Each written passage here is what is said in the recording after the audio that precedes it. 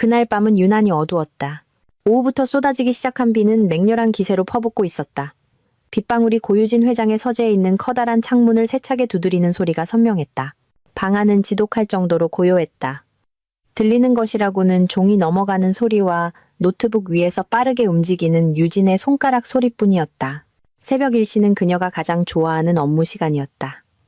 모두가 잠든 시간, 그녀는 회사의 성장을 위해 온전히 고요하게 생각에 잠길 수 있었다.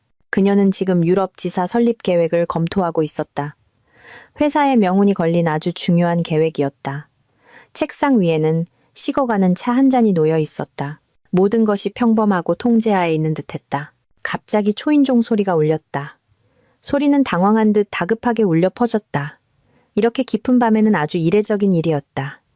유진은 타이핑을 멈췄다. 그녀는 누구와도 약속을 잡은 적이 없었기에 의아했다. 정문의 경비원 또한 그녀의 허락 없이는 누구도 들여보내지 않는다는 엄격한 규칙을 지키고 있었다. 그녀는 책상 위에 인터콤 화면을 보았다. 화면에는 흠뻑 젖은 채 벌벌 떨고 있는 한 사람이 보였다. 얼굴은 새하얗게 질려 있었고 눈에는 공포가 가득했다. 유진은 곧바로 그녀를 알아보았다. 그녀는 개인 비서인 박서연이었다. 유진은 침착하게 계단을 내려갔다. 고요한 집안에 그녀의 발소리가 선명하게 울렸다. 그녀는 무거운 현관문을 직접 열었다. 차가운 바람과 젖은 흙냄새가 순식간에 집 안으로 밀려들었다. 그녀의 앞에는 추위에 떨고 있는 서연이 서 있었다. 빗물과 눈물이 뺨 위에서 뒤섞여 흘러내리고 있었다. 입술은 파르르 떨렸다. 말을 하려고 했지만 제대로 나오지 않았다. 유진은 아무 말도 하지 않았다. 그녀는 서연의 팔을 붙잡아 안으로 끌어당긴 뒤 문을 닫았다. 집안의 분위기는 극도로 긴장되었다. 유진은 서연을 편안한 소파로 데려갔다. 따뜻한 쇼를 가져와 서연의 몸을 감싸주었다. 그리고는 주방으로 가 따뜻한 물 한 잔을 가져왔다. 마셔요. 유진이 차분한 목소리로 말했다. 그녀의 평온함은 이런 상황에서 오히려 기이하게 느껴졌다. 서연의 손은 여전히 잔을 쥔 채 떨리고 있었다. 긴 숨을 내쉰 후에야 그녀는 겨우 입을 열 수 있었다. 회장님, 고 회장님. 그녀의 목소리는 갈라져 있었다. 붉게 충혈된 눈이 절망적으로 유진을 바라보았다. 강 사장님께서. 그가. 서연의 말은 차마 다음 말을 잇지 못하는 듯 끊어졌다. 유진은 그저 그녀를 바라보며 기다렸다. 그녀의 얼굴에는 조금의 동요도 보이지 않았다. 유진의 기이할 정도로 침착한 태도는 오히려 서연에게 모든 것을 빨리 알려야 한다는 조바심을 느끼게 했다. 회장님의 남편이요. 서연이 더 분명하게 말했다. 그가 회사 자금을 전부 빼돌렸습니다, 회장님.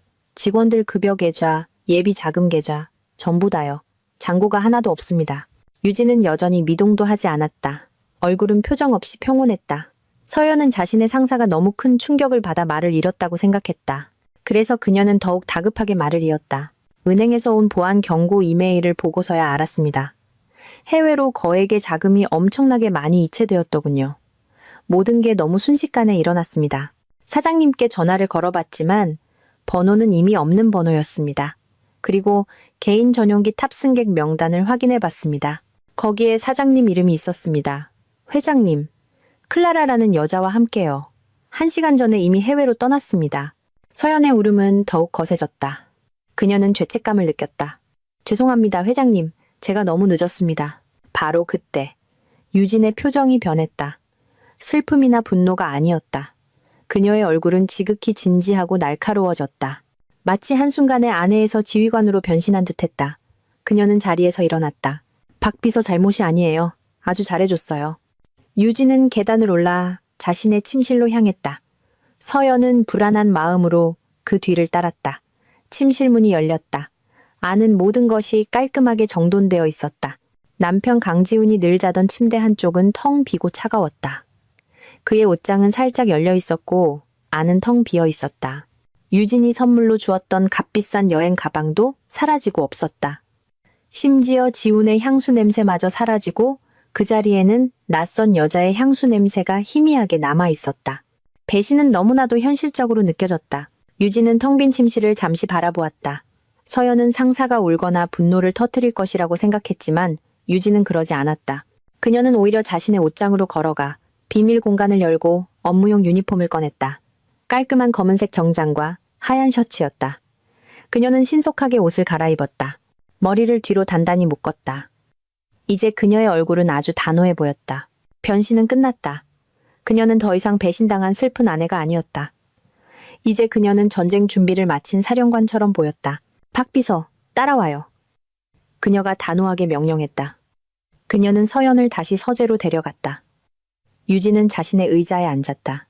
노트북을 만지는 대신 잠긴 서랍에서 특수 제작된 휴대전화를 꺼냈다. 추적이 불가능한 전화기였다. 그녀는 번호 하나를 눌렀다. 신호음이 한번 울리자마자 바로 연결되었다. 피닉스, 유진이 차가운 목소리로 말했다. 전화기 너머에서 침착한 목소리가 답했다. 듣고 있습니다, 고 회장님. 때가 됐어. 유진이 말했다. 그녀의 눈은 정면을 똑바로 응시하고 있었다. 그가 우리의 미끼를 물었어. 비밀 계획을 실행해. 새벽 여명 작전을 지금 바로 개시하도록. 그 후 그녀는 전화를 끊었다. 서연은 두려움, 혼란, 그리고 경외감이 뒤섞인 감정으로 그녀를 바라보았다. 눈앞의 이 여성은 희생자가 아니었다. 이제 막 자신의 게임을 시작한 설계자였다. 전화가 끊긴 후 방 안은 지독한 정적이 흘렀다. 서연은 자신이 방금 들은 것을 이해하려 했으며 여전히 침묵을 지켰다. 암호명 피닉스, 미끼라는 단어, 그리고 새벽 여명 작전이라는 작전명. 모든 것이 현실이 아닌 영화 속 이야기처럼 들렸다. 그녀는 이제 무거운 짐을 내려놓은 듯 아주 후련해 보이는 유진을 보았다. 유진이 서연을 바라보았다. 혼란스럽겠지. 어쩌면 두려울 수도 있고 앉아요. 서연은 그녀의 말에 따랐다. 그녀는 유진 맞은편 의자에 앉았다. 박 비서는 내 최고의 비서예요. 유진이 나지막이 말했다. 꼼꼼하고 아주 충성스럽지. 그래서 오늘 밤 당신에게 무언가를 보여주려고 해요. 비밀스러운 것을. 그녀는 잠시 말을 멈췄다가 계속했다. 나는 지훈이 한 짓에 놀라지 않았어요. 나는 6개월 동안 그가 이러기를 기다리고 있었으니까. 서연은 그 말을 듣고 큰 충격을 받았다. 6개월. 그렇다면 그동안 그녀가 본 모든 것은 그저 연극이었단 말인가? 그의 이상한 지출 내역을 보면서 의심하기 시작했어요. 유진이 설명했다. 액수는 작았지만 계속 반복됐죠. 그래서 탐정을 고용했어요. 그러면서 지훈이 바람을 피우고 탐욕스럽고 부주의하다는 걸 알게 됐죠. 그는 내가 너무 바빠서 눈치채지 못할 거라고 생각했겠지. 나를 얕본 거예요. 그게 그의 가장 큰 실수였어요. 유진은 거대한 책장으로 걸어갔다. 책장은 두꺼운 책들로 가득 차 있어 평범한 책장처럼 보였다. 하지만 유진은 책을 꺼내지 않았다. 그녀는 특정 책 하나를 눌렀다. 그러자 갑자기 책장 전체가 소리 없이 옆으로 미끄러졌다. 그 뒤에는 지문 인식 스캐너가 달린 강철문이 있었다. 서연은 너무 놀라 숨을 참았다. 유진이 스캐너에 엄지손가락을 대자 강철문이 열렸다. 그 안에는 집의 다른 공간과는 완전히 다른 방이 있었다. 방은 현대적이고 첨단 기술로 가득했다. 벽에는 여러 개의 대형 모니터가 있었고 디지털 화이트보드와 여러 대의 컴퓨터가 놓여 있었다. 이곳은 평범한 서재가 아니었다. 이곳은 지휘통제센터였다. 나의 요새에 온 걸 환영해요, 박 비서. 유진이 말했다. 여기서 우리는 강지훈을 파멸시킬 거예요. 서연은 망설이며 방 안으로 들어갔다. 기이하고 아주 낯선 느낌이었다. 피닉스, 전부 다 띄워. 유진이 힘주어 말했다. 즉시 모든 모니터가 켜졌다. 한 모니터에는 지훈이 훔친 모든 돈을 추적하는 은행 데이터가 표시되었다. 다른 모니터에는 비행 중인 개인 전용기의 모습과 함께 세계 지도가 나타났다. 세 번째 모니터에는 지훈의 내연녀 클라라에 대한 모든 정보가 표시되었다. 그녀의 사진, 지훈과의 대화 내용, 그리고 그녀에 대한 모든 것이 있었다. 클라라에 대해 안 지는 5개월 됐어요. 유진이 말했다. 나는 그들에 대한 모든 것을 알아요. 그들이 도망칠 계획을 하고 있다는 것도 알았죠. 사실 내가 그들이 더 빨리 도망치도록 일부러 유도한 거예요. 유진은 디지털 화이트보드에 그림 하나를 띄웠다. 지훈이 훔친 돈은 회사의 주자금이 아니에요. 지난 6개월 동안 나는 회사 자산의 대부분을 안전한 곳으로 옮겨놨어요. 그가 가져간 돈은 그저 일부에 불과해요. 그 돈은 그를 함정에 빠뜨리기 위한 미끼였죠. 서연은 앉아 있었다. 머리가 어지러웠다. 그녀는 이제야 자신의 상사의 계획이 얼마나 대단한지 깨달았다. 유진은 단지 똑똑한 여자가 아니었다. 그녀는 아주 치밀한 함정을 준비한 천재적인 설계자였다. 그가 쓰는 모든 돈은 유진이 차가운 목소리로 말을 이었다. 디지털로 표식이 되어 있어요. 그가 쇼핑을 하거나 그 돈으로 무엇을 할 때마다 우리는 알 수 있죠. 그 흔적은 그를 자유가 아닌 파멸로 이끌 거예요. 갑자기 방 안의 스피커에서 피닉스의 목소리가 들려왔다. 고 회장님, 목표 항공기가 곧 케이맨 제도에 착륙합니다. 조종사와 전용기 회사는 우리 쪽 사람입니다. 그들이 빌린 빌라도 이미 도청 장치를 설치해 두었습니다. 모든 것이 회장님의 계획대로 준비되었습니다. 유진은 만족스럽게 고개를 끄덕였다. 그리고는 서연에게 두꺼운 서류철 하나를 건넸다. 제목은 강지훈이었다. 지훈은 그 나라에서 안전할 거라고 생각하겠지. 유진이 말했다. 큰 착각이야. 그는 체포될 거야. 하지만 내 돈을 훔친 죄가 아니야. 그는 더 큰 범죄로 체포될 거야. 내가 거기에 그를 위한 몇 가지 가짜 투자 제안을 준비해뒀거든. 그 투자는 사실 세계 경찰이 주시하고 있는 국제 자금 세탁 조직과 연결되어 있어. 유진은 서연을 진지하게 바라보았다. 그는 절도범이 아니라 거물급 금융사범으로 감옥에 갈 거야. 그리고 나는 모든 사람들의 눈에 강인한 피해자로 보이게 되겠지. 사실 우리 회사는 전혀 손해를 보지 않았는데도 말이야. 서연은 마침내 모든 것을 이해했다. 이것은 단순한 복수가 아니었다. 이것은 완벽한 파멸 계획이었다. 그녀는 자신의 상사가 아무것도 잃지 않았다는 것을 깨달았다.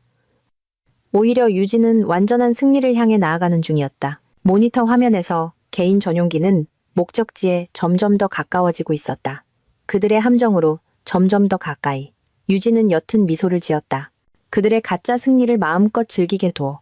곧 그들은 지옥이 어떤 것인지 알게 될 테니까. 전용기는 외딴 작은 활주로에 부드럽게 착륙했다. 문이 열리자 따뜻하고 습한 공기가 강지훈과 클라라를 맞았다. 하늘은 더없이 파랗고 태양은 눈부시게 빛났다. 그들이 떠나온 서울과는 아주 다른 풍경이었다. 깔끔한 정장을 입은 한 남자가 고급스러운 검은색 세단 옆에서 그들을 기다리고 있었다. 별말 없이 남자는 그들의 여행 가방을 싣고 두 사람을 차 안으로 안내했다. 천국에 온 걸 환영해, 자기야. 지훈이 뒷좌석에서 클라라를 끌어안으며 속삭였다. 클라라는 행복하게 웃었다. 그녀의 눈은 창밖 풍경을 보며 반짝였다. 길가를 따라 야자수들이 흔들리고 있었고 멀리에는 푸른 바다가 보석처럼 빛나고 있었다. 이 모든 것이 꿈만 같았다. 그들의 여정은 아주 크고 웅장한 빌라에서 끝났다. 빌라는 언덕 위에 위치해 바다를 직접 조망할 수 있었다. 푸른 바다와 하나가 된 듯한 개인 수영장도 있었다. 벽은 유리로 되어 있어 집 전체가 개방된 느낌을 주며 자연과 하나가 된 듯했다. 모든 것이 완벽했다. 놀라워, 지훈 씨. 상상했던 것보다 훨씬 더 아름다워. 클라라가 작은 걸음으로 수영장을 향해 달려가며 말했다. 지훈은 만족스러운 미소를 지었다. 그는 왕이 된 기분이었다. 그는 해냈다. 그는 너무 똑똑하고 딱딱하다고 생각했던 아내 고유진을 이겼다. 그는 빌라 안으로 들어가 그곳에 준비되어 있던 값비싼 샴페인 한 병을 땄다. 그는 길쭉한 잔 2개에 샴페인을 따랐다. 우리를 위하여. 지훈이 잔을 들어 올리며 말했다. 자유와 부로 가득한 우리의 새로운 시작을 위하여. 클라라가 잔을 받았다. 우리를 위하여. 그녀가 화답했다. 그들은 건배했다. 그들의 잔이 부딪히는 소리가 호화로운 빌라의 고요함 속에서 낭낭하게 울려 퍼졌다. 그들은 풍경을 즐기며 샴페인을 마셨다. 세상의 꼭대기에 있는 기분이었다. 아직도 이게 현실이라는 게 믿기지 않아. 클라라가 말했다. 유진은 어때? 벌써 알았을까? 지훈은 경멸하듯 웃었다. 아마 지금쯤 막 잠에서 깨서 패닉에 빠졌겠지. 그 여자는 일하는 법밖에 몰라. 내가 회사에 대해 아무것도 모르는 바보인 줄 알았겠지. 사실은 내가 더 똑똑한데 말이야. 내가 그녀의 노고를 전부 가로챘고 그녀는 아무것도 할 수 없어. 지훈은 자신이 아주 대단하게 느껴졌다. 그는 충격받고 분노할 유진의 얼굴을 상상했고 그것이 그를 더욱 기쁘게 했다. 그는 노트북을 꺼내 푹신한 소파에 앉았다. 이제 우리의 승리를 즐길 시간이야. 첫 번째 선물로 뭘 원해? 클라라의 눈이 즉시 반짝였다. 빨간색 스포츠카를 원해. 지훈은 미소 지었다. 물론이지. 이미 이루어진 거나 다름없어. 몇 번의 클릭으로 그는 명품 자동차 판매 사이트에 접속했다. 그는 가장 비싼 최신 모델을 선택했다.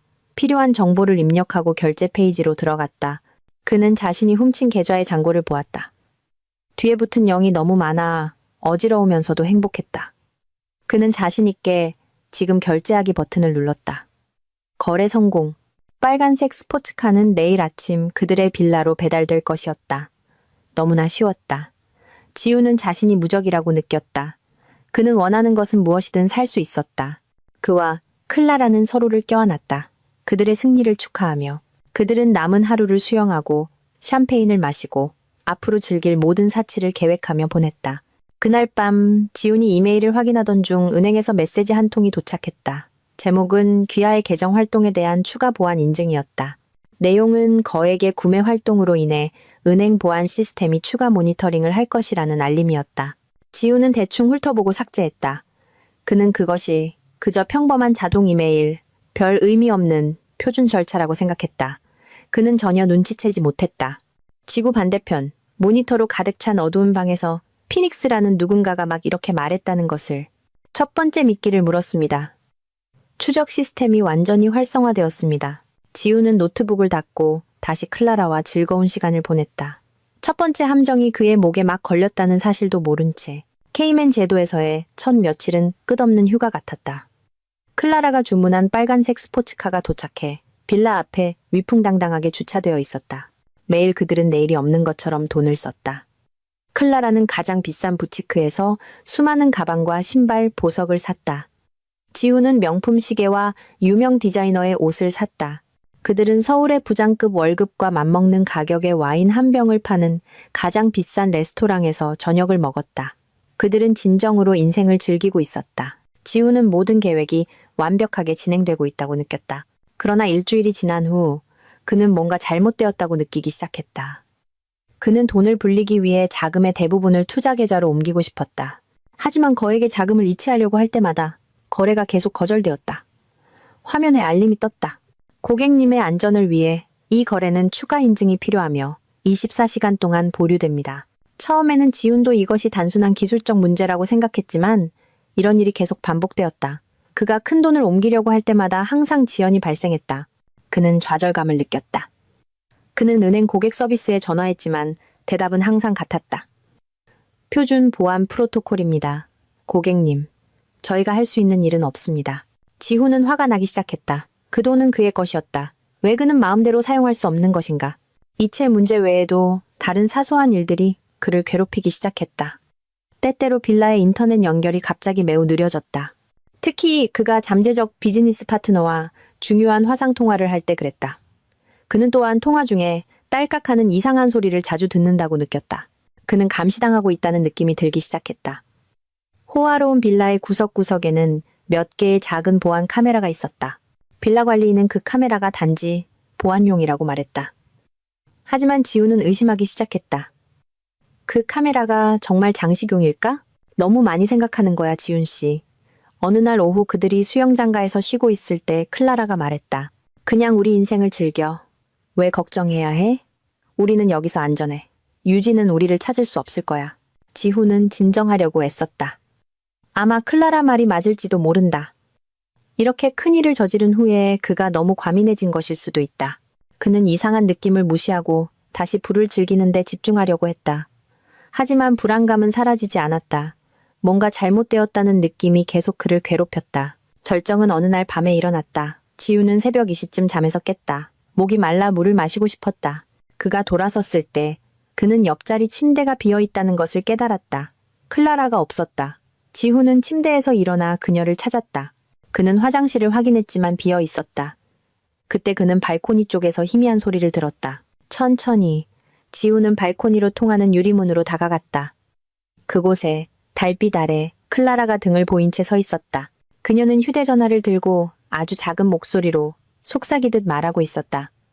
지훈은 그녀가 무슨 말을 하는지 명확하게 들을 수 없었다.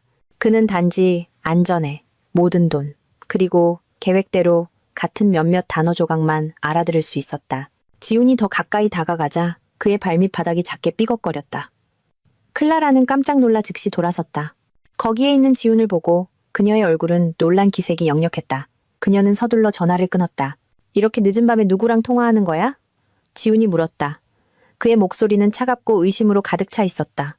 클라라는 약간 긴장한 듯 보였다.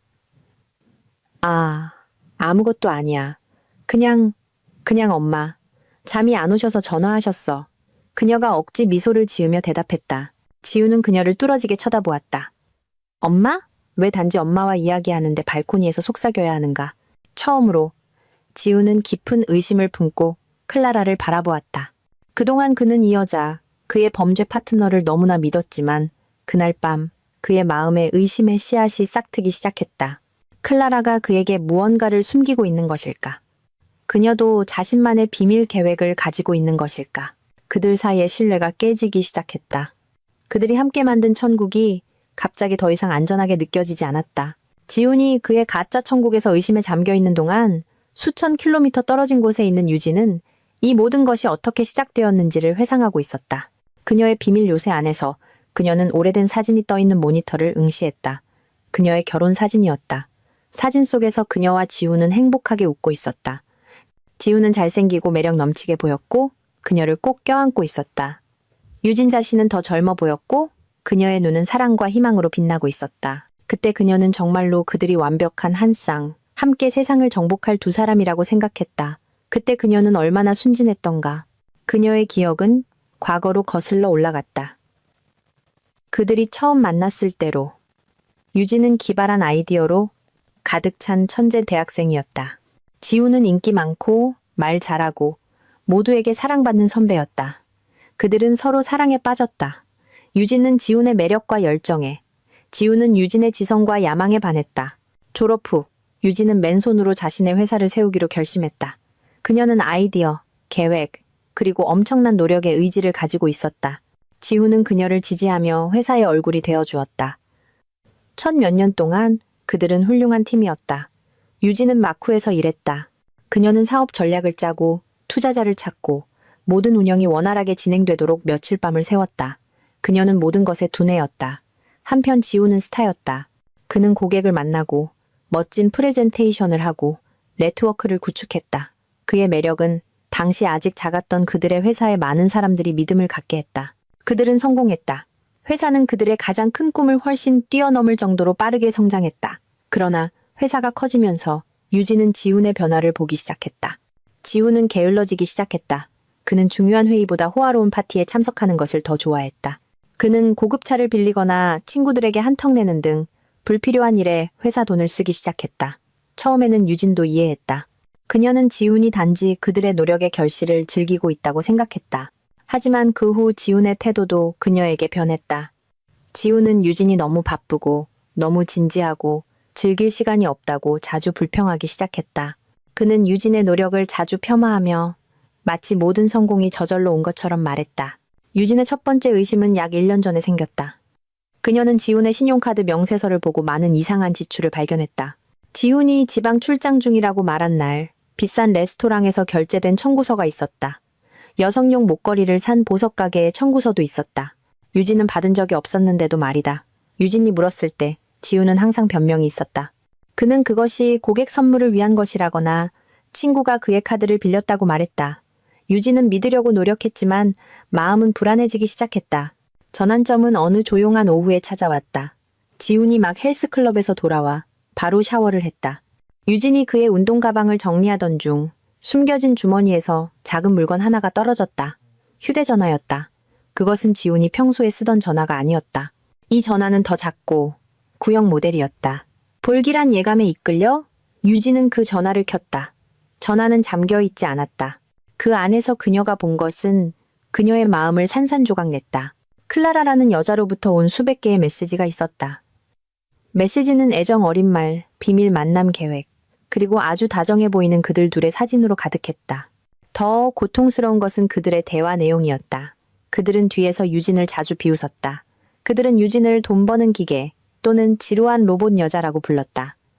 지훈은 심지어 클라라에게 언젠가 유진의 모든 재산을 빼앗아 그녀와 새로운 삶을 시작하겠다고 약속했다. 그때 유진은 울지 않았다. 그녀는 소리치지 않았다. 그녀는 단지 차갑고 찌르는 듯한 공허함을 느꼈다. 지훈에 대한 그녀의 사랑과 신뢰는 즉시 죽었다. 그녀 안에 사랑 많은 아내는 사라지고 그 자리에 다른 것, 더 차갑고 더 날카롭고 더 계산적인 무언가가 대신 들어섰다. 그녀는 마치 발견하지 않은 것처럼 비밀 전화를 다시 지훈의 가방에 넣어두었다. 그날부터 연극이 시작되었다. 지훈 앞에서는 아무것도 모르는 아내처럼 행동했다. 하지만 그의 뒤에서는 전략가가 태어났다.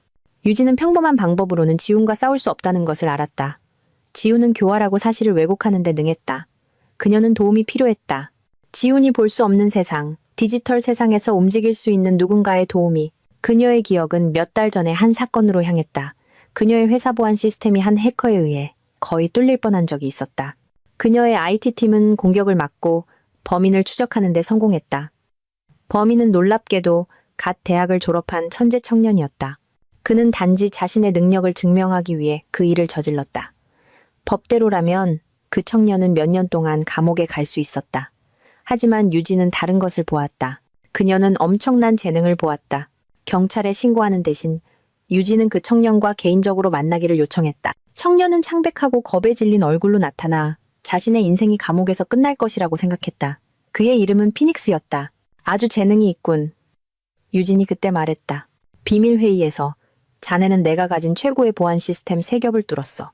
하지만 부주의했지. 우리 팀이 찾을 수 있는 디지털 흔적을 남겼더군. 피닉스는 그저 고개를 숙였다. 체념한 채. 제안이 하나 있어. 유진이 말을 이었다. 지금 당장 경찰에 전화해서 자네의 미래를 망가뜨릴 수도 있어.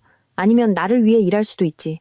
자네의 그 기술을 나를 공격하는 게 아니라 나를 보호하는 데 사용해. 내가 요청하는 것은 무엇이든 내가 요청할 때마다 해줘. 그 대가로 자네의 범죄 기록을 깨끗하게 하고 이 사건이 결코 일어나지 않은 것처럼 해주겠어. 자네의 재능을 발전시킬 무한한 자원도 제공하지. 내가 자네에게 요구하는 것은 단 하나. 절대적인 충성이야. 피닉스의 눈이 빛났다. 그것은 그가 거절할 수 없는 제안이었다. 그날부터 피닉스는 유진의 비밀 무기가 되었다. 유진이 지훈의 2번째 전화를 발견한 후 처음 연락한 사람이 바로 피닉스였다. 그들은 함께 그 책장 뒤에 비밀 요새를 만들기 시작했다. 그들은 거대한 계획, 보이지 않는 거미줄을 설계하기 시작했다. 새벽 여명 작전. 계획은 단순하지만 치명적이었다. 첫째, 그들은 회사의 진짜 자산을 보호했다. 둘째, 그들은 미끼, 즉 지훈이 접근할 수 있는 계좌에 일부러 남겨둔 거액의 돈을 준비했다. 셋째, 그들은 지훈이 그 미끼를 물고 도망치게 내버려 둘 것이었다. 넷째, 그리고 이것이 가장 중요했는데 그들은 지훈이 그 훔친 돈을 사용해 스스로를 파멸시키도록 만들 것이었다. 유진은 화면 속의 결혼사진을 다시 바라보았다. 그녀는 화면을 터치하고 한 번의 움직임으로 그 사진을 영원히 삭제했다. 그녀의 과거의 유령은 더 이상 그녀에게 아무런 힘도 없었다. 이제는 미래에 집중할 시간이었다. 지훈이 그의 배신에 대한 합당한 대가를 치를 미래. 이게 약한 조를 상대하는 체스 게임이라고 생각했겠지, 강지훈. 유진이 텅 빈 방에 속삭였다. 곧 깨닫게 될 거야. 자네는 지금 여왕을 상대하고 있고 이 체스판 전체가 내 것이라는 걸. 케이맨 제도로 돌아가서 호화로운 빌라의 분위기는 날이 갈수록 긴장되었다. 지훈은 점점 더 쉽게 화를 내고 모든 것을 의심하게 되었다. 항상 지연되는 은행 이체 문제는 그를 무력하게 만들었다. 그는 수조 원의 돈을 가지고 있었지만 마음대로 쓸 수 없는 것처럼 느껴졌다. 한밤중의 전화 사건 이후 클라라에 대한 그의 의심도 점점 커졌다. 그는 클라라의 행동을 감시하기 시작했고 그녀가 샤워하는 동안 그녀의 휴대전화를 확인했으며 클라라가 누구와 통화하는지 항상 물었다. 한편 클라라는 지훈의 편집증적인 태도에 짜증이 나기 시작했다. 그들은 사소한 문제로 자주 다퉜다. 그들이 꿈꾸던 열대의 천국은 점차 서로를 불신하는 황금 감옥으로 변해갔다. 지훈은 무언가 조치를 취해야 한다는 것을 알았다. 그는 이 돈을 굴리고 투자하고 자신이 여전히 통제권을 쥐고 있다는 것을 증명해야 했다. 그는 클라라와 자기 자신에게 그가 성공한 천재라는 것을 보여주고 싶었다. 좌절감 속에서 지훈은 번거로운 기존은행을 거치지 않고 돈을 투자할 방법을 찾기 위해 노트북 앞에서 몇 시간을 보냈다. 바로 그때 그는 매우 전문적으로 보이는 한 금융 뉴스 사이트에서 기사 하나를 발견했다. 기사는 케이맨 제도에서 떠오르는 새로운 사모투자 회사인 오셔닉 프론티어 인베스트먼트에 대해 다루고 있었다. 기사에 따르면 이 회사는 단기간에 매우 높은 수익을 제공했다. 더욱 매력적인 것은 그들이 완전한 비밀 보장과 일반 은행처럼 짜증나는 지연 없이 매우 빠른 이체 과정을 약속했다는 점이다. 이 회사는 마치 지훈의 모든 문제에 대한 해답처럼 보였다. 그는 즉시 더 많은 정보를 찾아보았다. 인터넷에서 찾은 모든 리뷰는 매우 긍정적이었다. 투자자들은 이 회사가 얼마나 전문적이고 수익성이 좋은지를 칭찬했다. 지훈은 금광을 발견했다고 느꼈다. 물론 그 모든 기사와 리뷰는 가짜였다. 피닉스가 지훈을 꿰기 위해 의도적으로 만들고 퍼뜨린 것이었다. 지훈은 매우 흥분했다. 그는 이것이 기회라고 느꼈다. 만약 이 투자를 통해 돈을 2배로 불릴 수 있다면 그는 더 이상 아무것도 걱정할 필요가 없을 것이었다. 그는 상상했던 것보다 훨씬 더 부자가 될 것이었다. 그분은 그에게 완전한 힘을 줄 것이었다. 그 여자가 감히 까불면 클라라도 더 이상 필요하지 않을 것이었다. 그는 클라라를 불러 열정적으로 자신의 발견을 보여주었다. 이것 봐, 자기야. 해결책을 찾았어. 이 회사는 우리에게 완벽해. 우리 돈의 대부분을 여기에 넣으면 몇 달 안에 우리는 2배 더 부자가 될 거야. 클라라는 엄청난 수익 약속을 보고 눈이 즉시 반짝였다. 그녀의 탐욕이 이성을 압도했다. 지난 며칠간의 다툼은 잊혀진 듯했다. 그녀는 즉시 동의했다. 그거 기발한 생각이야, 지훈 씨. 당신은 정말 대단해.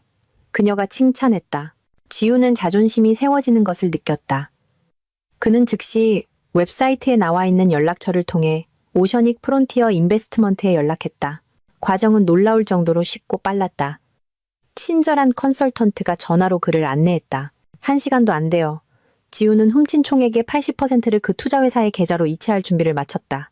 한편 유진의 작전실에서는 분위기가 긴장되었다. 서연은 불안하게 모니터 화면을 바라보았다. 화면에는 지훈이 하려는 거래의 세부 정보가 표시되어 있었다. 액수는 엄청났다.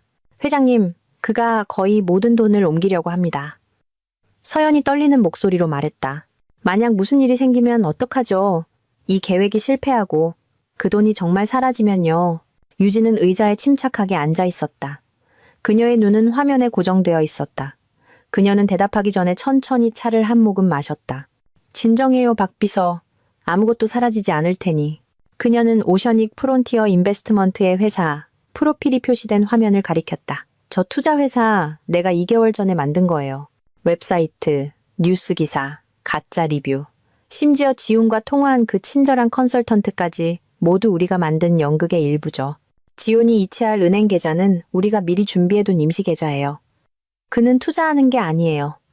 그는 자발적으로 내 돈을 돌려주고 있는 거죠. 서연의 눈이 휘둥그레졌다. 그녀는 매우 놀라면서도 감탄했다.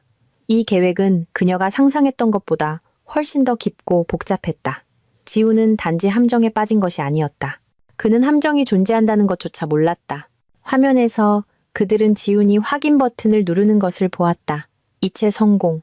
지훈의 계좌 잔액은 즉시 급격히 줄어들었고 유진의 임시 계좌 잔액은 같은 금액만큼 늘어났다. 그의 빌라에서 지훈과 클라라는 매우 현명한 사업적 결정을 내렸다고 느끼며 환호했다. 작전실에서 유진은 단지 옅은 미소를 지었다. 그러나 게임은 아직 끝나지 않았다. 유진이 모든 것이 계획대로 진행되고 있다고 생각한 바로 그 순간 피닉스의 차분한 목소리가 갑자기 침묵을 깼다. 회장님, 예상치 못한 활동이 있습니다. 모든 눈이 즉시 피닉스에게 쏠렸다. 그의 작은 모니터 중 하나에 새로운 알림이 떴다. 지훈의 남은 자금에서 다른 출금 이체가 감지되었습니다. 피닉스가 말했다. 액수는 크지 않습니다. 남은 돈의 약 5% 정도지만 목적지가 다릅니다. 피닉스는 신속하게 그 자금의 흐름을 추적했다. 그 자금은 스위스 은행의 비밀 계좌로 이체되었다. 그 계좌는 일주일 전에 새로 만들어졌고 계좌 소유주의 이름은 클라라였다. 서연은 숨을 헐떡였다. 지훈이 그의 큰 투자를 계획하느라 바쁜 동안 클라라는 조용히 자신만의 탈출 계획을 세우고 있었던 것이다. 그녀는 지훈을 완전히 믿지 않았다. 그녀는 지훈의 계획이 실패할 경우를 대비해 자신을 위한 보증금으로 돈의 일부를 훔쳤다. 유진은 그 소식을 듣고 차갑고 냉소적인 미소를 지었다. 그녀의 계획은 그녀가 예상했던 것보다 훨씬 더 잘 작동하고 있었다. 그녀의 적들은 어리석을 뿐만 아니라 서로에게 충성스럽지도 않았다. 배신자가 다른 배신자에게 배신당하고 있었다. 좋아. 유진이 만족스러운 목소리로 말했다. 내버려둬. 쥐들이 곧 가라앉을 배에서 빵 부스럭이나 서로 훔치게도. 오히려 우리 일이 더 쉬워질 테니. 지훈과 클라라는 그들이 인생에서 가장 현명한 사업적 결정을 내렸다고 생각하며 하루 종일 축하했다. 그들은 빌라의 와인 컬렉션에서 찾을 수 있는 가장 비싼 샴페인 한 병을 또 땄다. 그들은 그들의 빛나는 미래, 배가 될 부, 그리고 이 모든 것을 가능하게 한 유진의 어리석음에 대해 여러 번 건배했다. 지훈은 신이 된 기분이었다. 그는 아내의 재산을 훔치는 데 성공했을 뿐만 아니라 그 훔친 돈을 자신만의 금융 제국으로 바꿀 것이었다. 클라라는 그가 만난 남자 중 가장 위대하고 똑똑한 남자라고 그를 칭찬했다. 그날 밤 그들은 무한한 사치에 대한 아름다운 꿈으로 가득 찬 채 깊이 잠들었다. 다음 날 아침 그들은 즐거운 기분으로 일어났다. 지훈은 바다가 보이는 테라스에서 모닝커피를 마시며 노트북을 켰다. 그는 오셔닉 프론티어 인베스트먼트에서 온 이메일을 확인하고 싶었다. 그는 그들의 첫 수익을 보여주는 초기 보고서가 있기를 바랐다. 과연 그의 받은 편지함에 새로운 이메일이 하나 있었다. 하지만 제목은 그가 기대했던 것과 달랐다. 제목은 극심한 시장 변동에 관한 중요 공지라고 쓰여 있었다. 약간 이상한 기분으로 지우는 그 이메일을 열었다. 이메일 내용은 매우 공식적이고 전문적인 언어로 쓰여 있었다. 이메일은 밤사이에 사모투자 부문에서 예상치 못한 전례 없는 시장 격변이 있었다고 설명했다. 갑작스러운 유동성 위기가 그들의 전체 포트폴리오에 막대한 손실을 초래했다는 것이었다. 이메일은 지훈의 심장을 먹게 하는 문장으로 끝났다. 매우 유감스럽게도 이 사건의 결과로 귀하의 오셔닉 프론티어 인베스트먼트 투자 자금 전액이 손실되었음을 알려드립니다. 이것이 매우 힘든 소식임을 이해하며 귀하의 손실에 대해 깊은 유감을 표합니다. 지훈은 이메일을 다시 읽었다. 그리고 또다시. 그는 자신이 읽은 것을 믿을 수 없었다. 손실. 어떻게 하룻밤 사이에 그의 모든 돈이 사라질 수 있단 말인가. 이건 분명 실수다. 이건 사기다. 그의 손은 투자회사의 웹사이트를 열려고 할 때 심하게 떨렸다. 하지만 웹사이트에 접속할 수 없었다. 페이지는 단지 Error 404 Not Found라는 글자만 표시했다. 공포가 그를 휩쓸기 시작했다. 그는 이전에 매우 친절했던 컨설턴트의 번호로 전화를 걸어보았다. 하지만 들리는 것은 길고 결코 받지 않는 연결음 뿐이었다. 그는 본사 번호로 전화했고 들리는 것은 고객님께서 거신 번호는 없는 번호입니다라는 교환원의 목소리였다. 쓰라린 현실이 트럭처럼 그를 덮쳤다. 그는 사기를 당했다. 그의 모든 돈, 그의 배신의 결과물, 그의 재산의 80%가 그렇게 허무하게 사라졌다. 그는 의자에 주저앉았다. 얼굴은 창백해졌고 숨이 가빠졌다. 세계의 왕이 되겠다는 그의 꿈은 순식간에 산산조각 났다. 막 화장을 마친 클라라가 밝은 미소와 함께 테라스로 나왔다. 좋은 아침 자기야. 오늘 또 쇼핑하러 갈까? 그녀가 말했다. 하지만 그녀의 미소는 죽은 사람 같은 지훈의 얼굴을 보자마자 사라졌다. 지훈 씨, 왜 그래? 무슨 일이야? 없어졌어. 지훈이 속삭였다. 그의 목소리는 쉬어 있었다. 모든 돈이 없어졌어. 우리 사기당했어. 클라라의 눈이 휘둥그레졌다. 뭐? 없어졌다니 무슨 말이야? 그럴 리 없어. 그녀는 지훈의 손에서 노트북을 빼앗아 직접 이메일을 읽었다. 그녀의 아름다운 얼굴은 분노와 공포로 즉시 흉하게 변했다. 이럴 순 없어. 어떻게 이렇게 바보 같을 수가 있어, 지훈 씨. 우리가 알지도 못하는 회사 하나에 우리 모든 돈을 걸다니. 그녀가 소리쳤다. 패닉 속에서 지훈은 무언가를 떠올렸다. 그의 계좌에 아직 남은 돈이 있었다. 많지는 않았다. 처음 총액의 20%뿐이었다. 하지만 없는 것보다는 나았다. 그는 남은 돈을 확보해야 했다. 그는 서둘러 다시 은행 계좌에 접속해 잔액을 확인했다. 잔액은 분명히 있었지만 액수가 이상하게 느껴졌다. 더 많아야 했다. 그는 마지막 거래 내역을 확인했다. 그의 눈은 어제 오후 그가 가짜 투자회사로 돈을 이체한 직후에 일어난 한 출금 거래에 고정되었다. 스위스 은행 계좌로의 거액 이체. 수취인 이름은 클라라. 엄청난 분노가 지훈의 안에서 폭발하며 그의 공포감을 압도했다. 그는 벌떡 일어나 불타는 눈으로 클라라를 노려보았다. 너, 그가 시소리를 냈다. 너도 나한테서 훔쳤구나. 클라라는 잠시 놀란 듯 보이다가 이내 그녀의 얼굴은 냉소적으로 변했다. 그녀는 게임이 끝났다는 것을 깨달았다. 내 몫을 챙긴 것뿐이야. 그녀가 퉁명스럽게 대꾸했다. 나는 모든 계란을 한 바구니에 담는 너처럼 바보가 아니야. 적어도 나는 나 자신을 위해 무언가를 챙겨둘 만큼은 똑똑해. 네가 말한 그 대단한 계획이 실패할 경우를 대비해서 말이야. 그리고 결국 그렇게 됐잖아. 안 그래? 그럼 그동안 너도 내 뒤에서 네 계획을 갖고 있었던 거야? 지훈이 소리쳤다. 그의 얼굴은 분노로 붉어졌다. 이 배신자 같은 여자, 감사할 줄도 모르고. 내가 널 여기로 데려왔어. 내가 내게 이 모든 걸 줬다고. 내게 뭘 줬는데? 네가 훔친 돈의 찌꺼기? 내가 너 같은 실패자와 평생 살고 싶을 줄 알았어? 클라라가 대꾸했다. 그녀의 목소리는 점점 더 날카로워졌다. 너는 패배자야, 지훈 씨. 네 아내를 속이는데 성공했다고 대단한 줄 알았지? 정작 너 자신은 다른 사람에게 완전히 속아 넘어갔잖아. 그들의 싸움은 격렬해졌다. 그들은 서로를 밀치고 소리치며 생각할 수 있는 가장 거친 말들을 퍼부었다. 그동안의 모든 사랑과 단결의 위선은 사라졌다. 남은 것은 그들의 실패에 대해 서로를 비난하는 두 탐욕스러운 사람뿐이었다. 한때 천국이었던 호화로운 빌라는 이제 지옥처럼 느껴졌다. 값비싼 접시들이 던져지고 크리스털 잔들이 깨졌다. 비명과 물건이 부서지는 소리가 빌라 전체에 울려 퍼졌다. 분노가 극에 달했을 때 지훈은 클라라의 팔을 세게 잡았다. 그 돈 나한테 돌려줘. 클라라는 발버둥치며 조롱하듯 웃었다. 꿈깨. 네가 뭔데 나한테 명령이야. 네가 그렇게 똑똑한 줄 알아? 응? 그녀가 소리쳤다. 그리고는 지훈을 얼어붙게 만드는 말을 했다. 나는 너에 대해 모든 걸 알아. 심지어 네가 나한테 숨긴 다른 비밀 전화가 있다는 것도 알지. 지훈은 잡고 있던 손을 놓았다. 온몸이 차갑게 느껴졌다. 비밀 전화.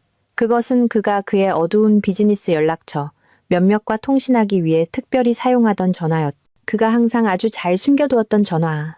그 전화에 대해 아는 사람은 아무도 없었다. 어떻게 클라라가 알 수 있었을까? 그 질문이 그의 머릿속을 맴돌았다. 새롭고 더 깊은 두려움이 그를 덮치기 시작했다. 그는 단지 사기당하고 배신당한 것이 아니었다. 그는 훨씬 더 큰 다른 게임이 진행 중이며 그가 전혀 모르는 플레이어가 있다는 것을 깨달았다.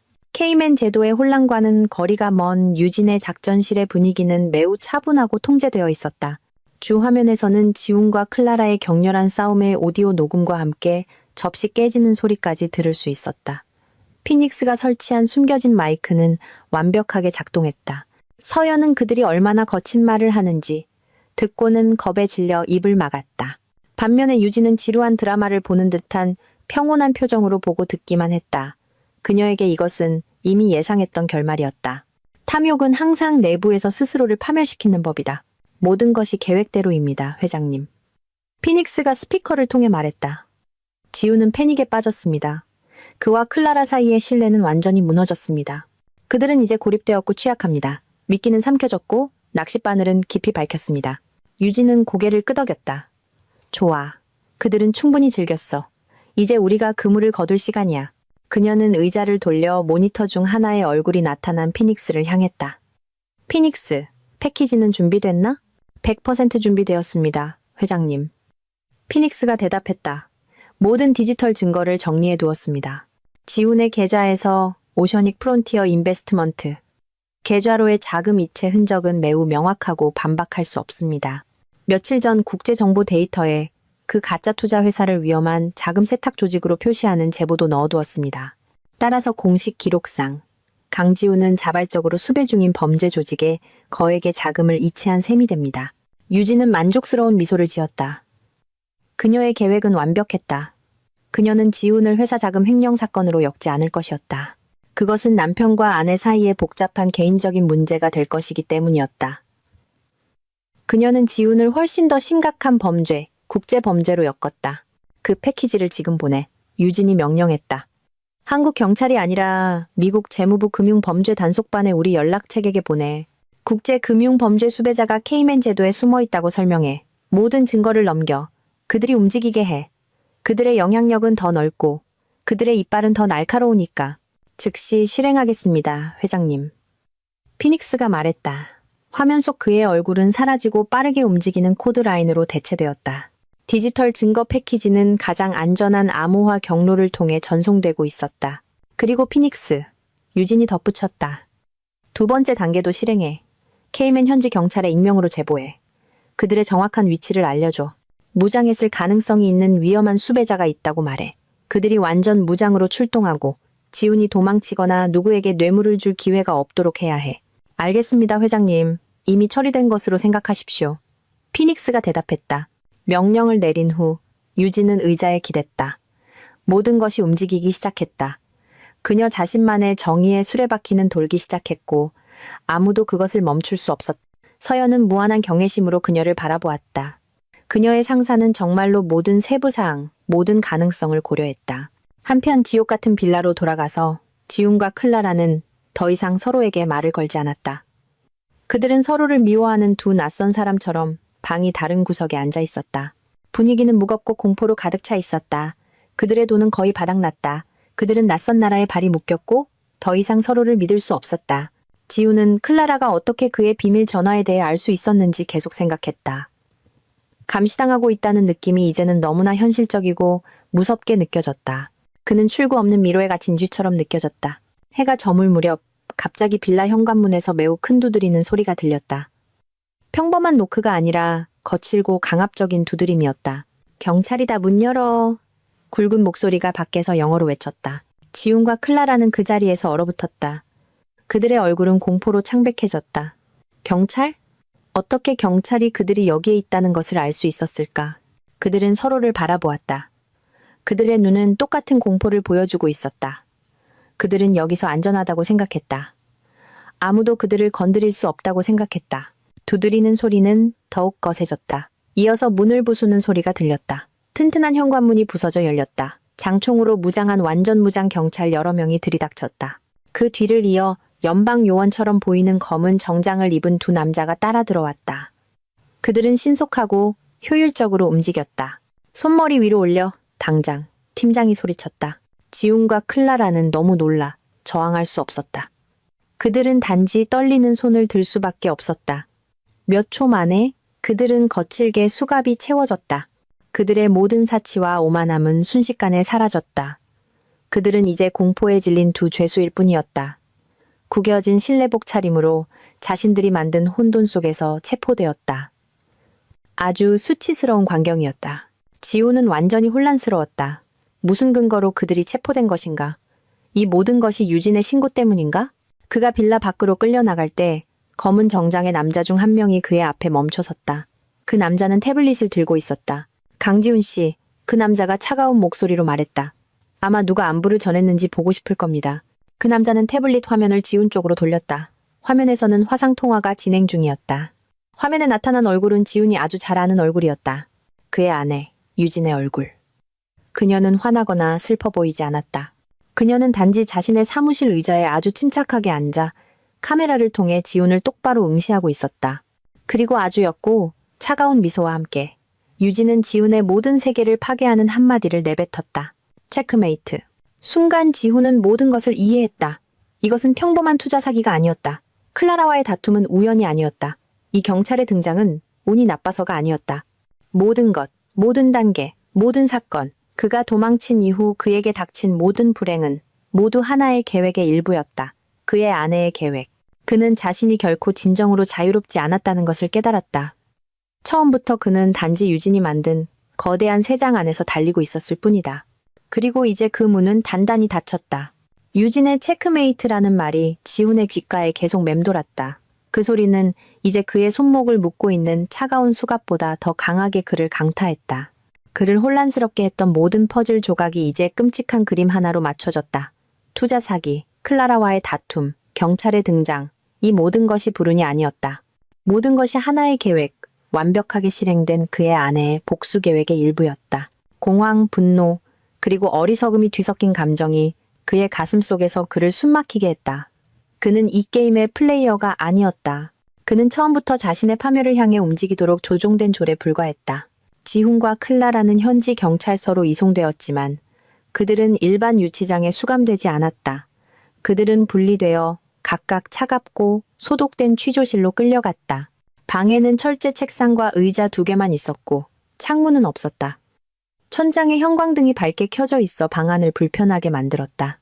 지훈은 의자 하나에 앉혀졌고 그를 체포했던 검은 정장의 두 요원과 마주 앉았다. 그들은 현지 경찰이 아니었다. 그들은 미국 연방 요원이었다. 강지훈 씨, 나이 든 요원이 책상 위에 서류철을 열며 말했다. 우리는 당신을 한동안 주시해 왔습니다. 당신이 거액의 돈을 이 나라로 가져온 것을 알고 있습니다. 지훈은 변호하려고 했었다. 이봐요. 이건 다 오해입니다. 저는 사기 피해자입니다. 저는 방금 어리석은 투자로 거의 모든 돈을 잃었습니다. 젊은 요원이 냉소적으로 웃었다. 피해자라고? 경험 많은 사업가인 당신이 우연히 훔친 돈을 오셔닉 프론티어 인베스트먼트라는 회사에 투자했다고? 그는 책상 너머로 사진 한 장을 밀었다. 사진에는 그 가짜 투자 회사의 로고가 찍혀 있었다. 이 회사의 소유주가 누군지 아십니까? 강지훈 씨? 지훈은 고개를 저었다. 모릅니다. 인터넷에서 찾았습니다. 물론 모르겠지. 요원이 말했다. 그 회사는 우리가 지난 1년 동안 조사해온 유령 회사 중 하나입니다. 그 회사는 중동의 테러 활동 자금을 대는데 사용되었습니다. 당신의 돈을 그곳으로 이체함으로써 당신은 투자를 한 것이 아닙니다. 당신은 테러리스트에게 자금을 제공한 겁니다. 지훈의 세계는 그날 두 번째로 무너지는 것 같았다. 그 혐의는 그가 상상했던 것보다 훨씬 더 무겁고 미친 것이었다. 아닙니다. 그건 사실이 아닙니다. 저는 그것에 대해 아무것도 모릅니다. 저는 함정에 빠졌습니다. 그가 절망적으로 외쳤다. 잡힌 사람들은 모두 그렇게 말하지. 나이 든 요원이 차분하게 말했다. 우리는 이체 증거를 가지고 있습니다. 디지털 흔적은 매우 명확합니다. 당신의 계좌에서 나온 돈이 그들의 계좌로 들어갔습니다. 우리에게 이 사건은 이미 매우 명백합니다. 한편 옆방에서 클라라는 다른 방식으로 상황에 대처하고 있었다. 그녀는 흐느껴 울며 그녀를 신문하는 요원의 동정심을 얻으려고 했다. 그녀는 지훈에 대한 충성심이 이제 아무 소용이 없다는 것을 깨달았다. 가장 중요한 것은 자기 자신을 구하는 것이었다. 저는 아무것도 몰라요, 요원님. 그녀가 흐느꼈다. 지훈이 모든 것을 계획했어요. 그가 아내에게서 돈을 훔쳤어요. 그는 저를 강제로 따라오게 했어요. 저는 그가 무서웠어요. 그는 자주 화를 냈어요. 클라라를 신문하는 요원은 단지 끈기 있게 듣고만 있었다. 그리고는 말했다. 만약 당신이 정말 피해자라면 그것을 증명해야 합니다. 우리를 도와주십시오. 지훈에 대해 아는 모든 것을 말해주십시오. 아주 작은 세부 사항이라도 당신에게 도움이 될 수 있습니다. 클라라는 두 번 말할 필요도 없었다. 그녀는 숨김없이 모든 것을 털어놓았다. 그녀는 돈을 훔치는 계획에 처음부터 이야기했다. 그녀는 지훈이 아내를 어떻게 얕보았는지 이야기했다. 그리고 자신을 더 피해자처럼 보이게 하기 위해 그녀는 스위스의 비밀 계좌에 대해서까지 이야기했다. 지훈이 저에게 그 계좌를 열라고 강요했어요. 그녀가 말했다.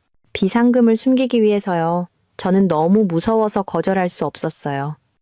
그녀는 능숙하게 거짓말을 했다.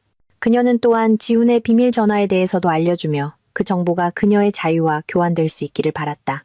몇 시간 후 나이든 요원이 다시 지훈의 취조실로 들어왔다.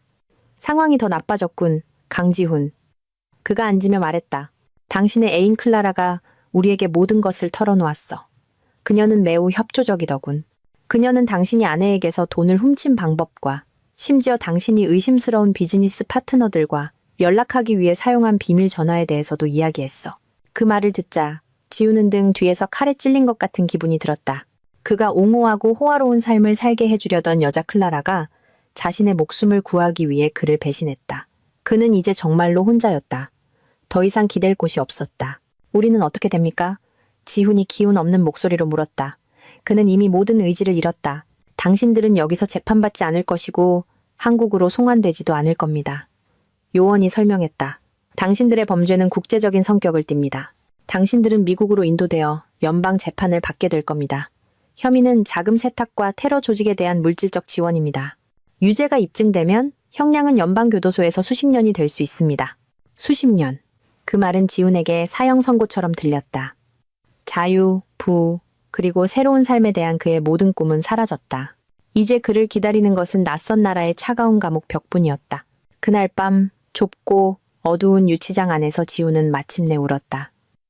그는 잃어버린 돈이나 빼앗긴 자유 때문에 운 것이 아니었다. 그는 한때 매일 밤 그의 곁에서 잠들었던 여자를 얕본 자신의 어리석음 때문에 울었다. 그의 인생에서 가장 쓰라린 교훈을 준 여자. 다른 감방에서 클라라는 오히려 약간 안도감을 느꼈다. 요원은 아까 그녀의 협조가 매우 높이 평가될 것이며 형량을 줄여줄 수 있다고 말했었다. 그는 심지어 증인 보호 프로그램의 가능성에 대해서도 언급했다. 클라라는 지훈을 희생시킨 것이 현명한 결정이었다고 느꼈다. 그녀는 몰랐다. 그녀 역시 유진의 게임에서 단지 조례에 불과했다는 것을. 그 약속들은 단지 그녀가 지훈을 함께 나락으로 끌고 가도록 하기 위한 빈미끼에 불과했다. 그날 밤 그들 둘 다 자신들의 탐욕이 낳은 결과인 공포와 어둠 속에 갇혔다. 그 체포의 밤으로부터 6개월이 지났다. 서울의 계절은 바뀌었다. 아침 하늘은 맑았고 여느 때처럼 바쁜 하루를 약속하고 있었다. 도심의 새롭고 웅장한 마천루에서 유진은 자신의 거대한 사무실 창문 앞에 서 있었다. 이 높이에서. 그녀는 도시 전체가 지도처럼 그녀의 발 아래 펼쳐져 있는 것을 볼 수 있었다. 그 풍경은 그녀에게 평화와 권력의 감정을 주었다. 서연이 태블릿을 들고 방 안으로 들어왔다. 그녀는 더 이상 공황에 빠진 겁먹은 비서처럼 보이지 않았다. 그녀의 옷차림은 더 단호해졌고 태도는 더 자신감이 넘쳤다. 그녀는 이제 CEO, 즉 최고 운영 책임자로서 회사에서 두 번째로 높은 자리에 있었다. 좋은 아침입니다, 고 회장님. 서연이 미소 지으며 인사했다. 회장님께서 보시고 싶어 할 만한 아침 뉴스가 있습니다. 그녀는 유진에게 태블릿을 건넸다. 화면에는 국제 언론의 뉴스 기사가 떠 있었다. 제목은 큼지막하게 한국인 이명 테러 자금 지원 혐의로 미국에서 중형 선고였다. 제목 아래에는 법정에서의 지훈과 클라라의 사진이 있었다. 그들의 얼굴은 초췌하고 늙고 절망적으로 보였다. 기사는 강지훈이 최고 보안 등급의 연방교도소에서 30년형을 선고받았다고 설명했다. 클라라는 협조했음에도 불구하고 범죄 수익을 함께 누린 죄로 유죄가 인정되어 20년형을 선고받았다. 법원은 그녀의 협조가 진정성이 없었고 단지 자신을 구하기 위한 목적이었다고 판단했다. 그녀의 헛된 희망은 산산조각 났다. 기사는 또한 지훈이 이전에 한국에 있는 전처의 회사에서 자금을 횡령했다고 간략하게 언급했다. 그 회사는 피해자로 간주되었고 미국 정부에 의해 압수된 지훈의 자산 일부는 손해배상으로 회사에 반환될 것이었다. 유진의 이름은 강인하고 피해를 입은 여성 사업가로서 단 한 번 언급되었다. 세상의 눈에 비친 그녀의 평판은 깨끗했고 심지어 동정심을 불러일으켰다. 유진은 아무런 감정 표현 없이 그 기사를 읽었다. 그녀에게 이것은 오래전에 끝난 한 장의 마무리에 불과했다. 그녀는 서연에게 태블릿을 돌려주었다. 고마워요, 박 실장. 좋은 소식이군요. 정의가 실현되었네요. 법의 정의뿐만 아니라 업보의 정의도. 배신의 대가로 호화로운 삶을 꿈꿨던 지훈과 클라라는 이제 차가운 감옥 안에서 남은 인생을 보내야 했다.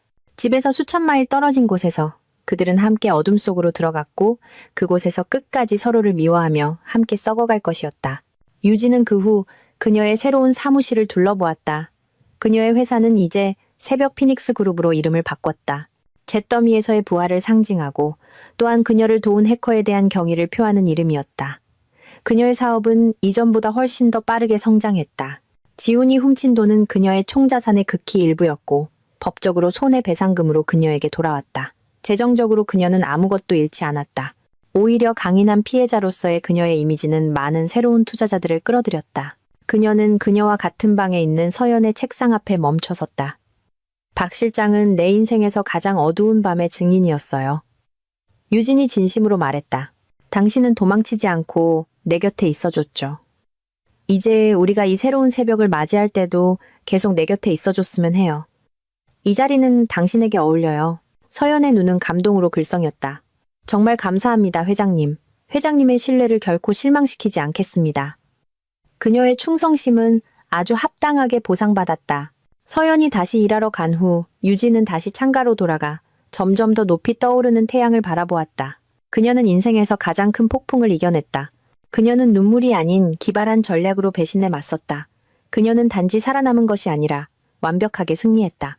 그녀는 자신의 삶과 회사에서 독을 제거했고 그 모든 것에서 더 강하고 더 현명하고 진정으로 자유로운 사람으로 거듭났다. 그녀의 휴대전화가 진동했다. 모르는 번호로부터 메시지 한 통이 들어왔다. 메시지는 단 2문장으로 이루어져 있었다. 새벽 여명 작전이 완료되었습니다. 새로운 새벽을 즐기십시오, 회장님. 유진은 미소 지었다. 이번에는 그녀의 미소가 진심이었고 따뜻하게 눈가에까지 번졌다. 그녀는 그 메시지에 답장하지 않았다. 그녀는 단지 휴대전화를 다시 주머니에 넣고 평화로운 마음으로 수평선을 바라보았다. 복수는 끝났고 정의는 실현되었다. 이제 진정으로 살아갈 시간이었다.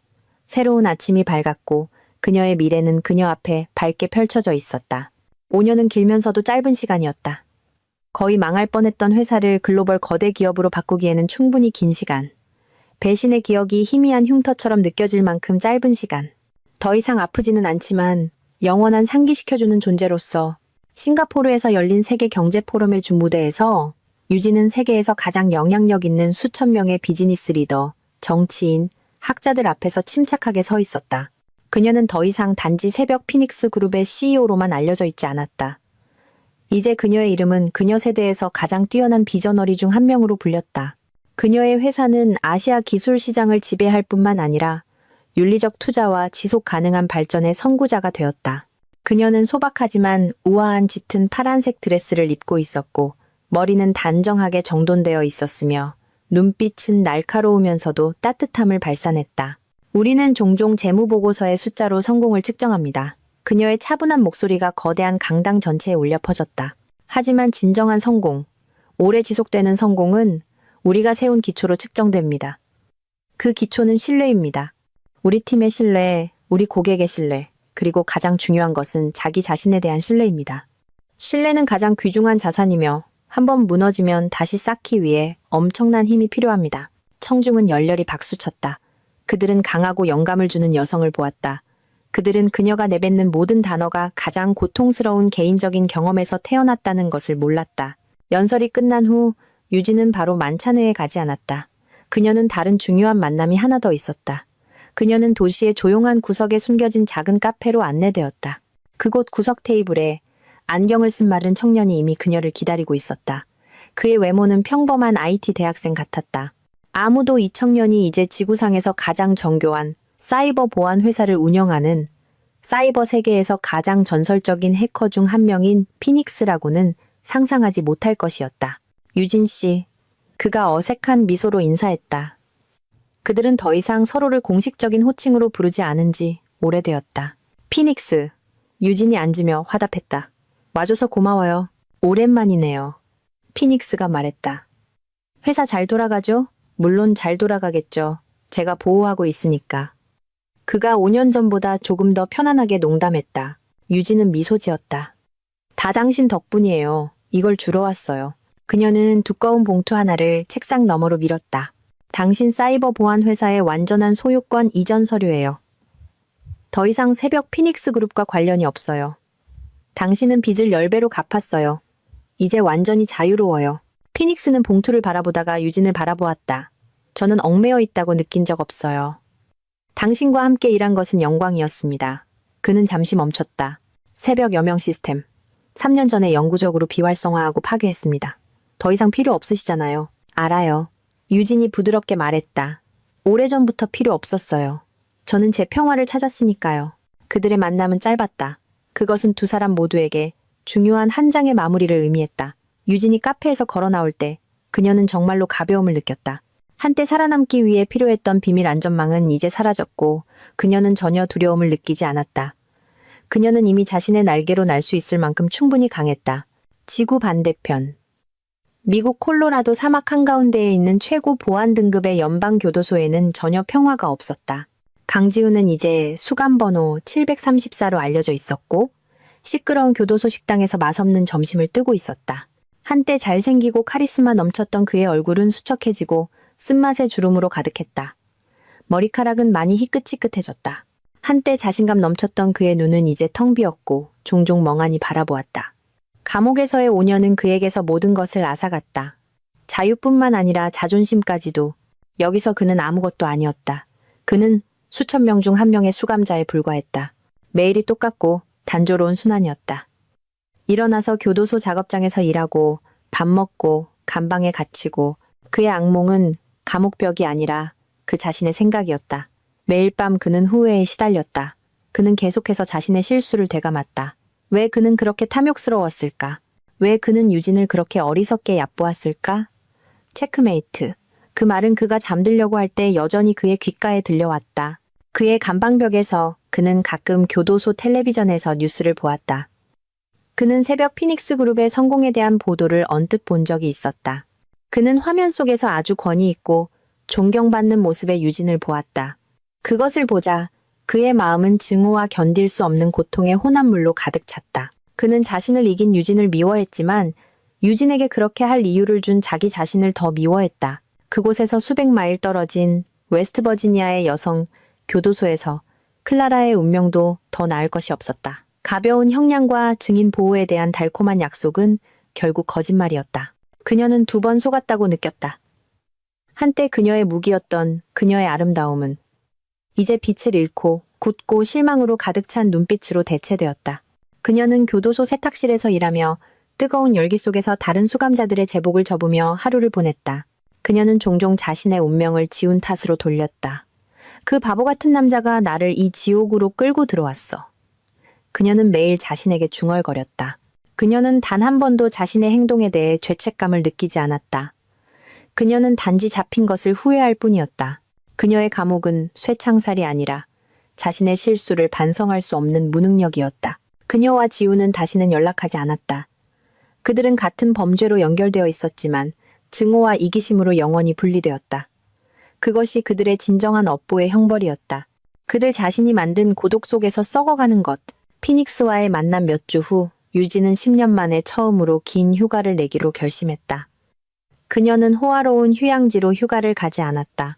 그녀는 자신의 고향에서 멀지 않은 강원도의 조용한 호숫가에 새로 산 작은 별장으로 갔다. 그곳은 고요하고 공기는 시원하며 풍경은 아름다웠다. 그날 오후 그녀는 뒷마당 테라스에 앉아 따뜻한 차 한 잔과 함께 책을 읽고 있었다. 이제 그녀의 부하 직원일 뿐만 아니라 가장 친한 친구가 된 서연이 그녀를 방문했다. 그들은 함께 앉아 일 얘기가 아닌 가벼운 이야기를 나누었다. 그들은 그날 밤 서연이 얼마나 당황했는지, 그리고 유진의 평온함이 얼마나 이상했는지를 회상하며 웃었다. 한 번도 여쭤보지 않았어요, 회장님. 서연이 조용히 말했다. 이 모든 일이 지난 후에 행복하신가요? 유진은 찻잔을 내려놓았다. 그녀는 오후 햇살을 받아 반짝이는 호수 표면을 바라보았다. 행복은 복잡한 단어예요. 그녀가 잠시 생각한 후 대답했다. 예전에는 행복이 모든 것을 갖는 것이라고 생각했어요. 완벽한 결혼, 성공한 회사. 내가 틀렸다는 걸 알았죠. 이제 나는 행복이 평화라는 것을 깨달았어요. 더 이상 위장할 필요가 없다는 것을 알 때의 평화. 강한 부분이든 상처받았던 부분이든 자신의 모든 부분을 받아들일 수 있을 때의 평화. 그리고 자신을 완성하기 위해 다른 사람이 필요 없다는 것을 깨달을 때의 평화. 서연이 돌아간 후 유진은 혼자 호숫가를 산책했다. 해가 지기 시작하며 하늘을 주황색, 분홍색, 보라색으로 물들였다. 그 풍경은 너무나 아름답고 평온했다. 그녀는 더 이상 지훈, 클라라 또는 복수에 대해 생각하지 않았다. 그 모든 것이 다른 사람의 삶에서 나온 이야기처럼 느껴졌다. 그녀는 가장 어두운 밤을 지났고 자신만의 새벽을 설계했다. 그리고 이제 그녀는 평화로운 황혼을 즐기고 있었다. 그녀는 미래에 무슨 일이 일어날지 몰랐다. 어쩌면 다시 사랑에 빠질지도 모른다. 아닐 수도 있다. 어쩌면 그녀는 회사를 더 높은 수준으로 이끌지도 모른다. 어쩌면 그녀는 조기 은퇴를 선택하고 이 평온함을 즐길지도 모른다. 무엇이든 그녀는 두렵지 않았다. 왜냐하면 그녀는 자신의 이야기에 완전한 통제권을 쥐고 있다는 것을 알기 때문이었다. 마지막 햇살의 장광을 바라보며 그녀의 입가에 진심 어린 미소가 그려졌다. 자신의 내면과 외부의 악마와 싸워 진정한 승자로 거듭난 한 여성의 미소. 새벽은 오래전에 밝았고 이제 그녀의 삶은 그녀 자신이 만든 빛으로 밝혀지고 있었다.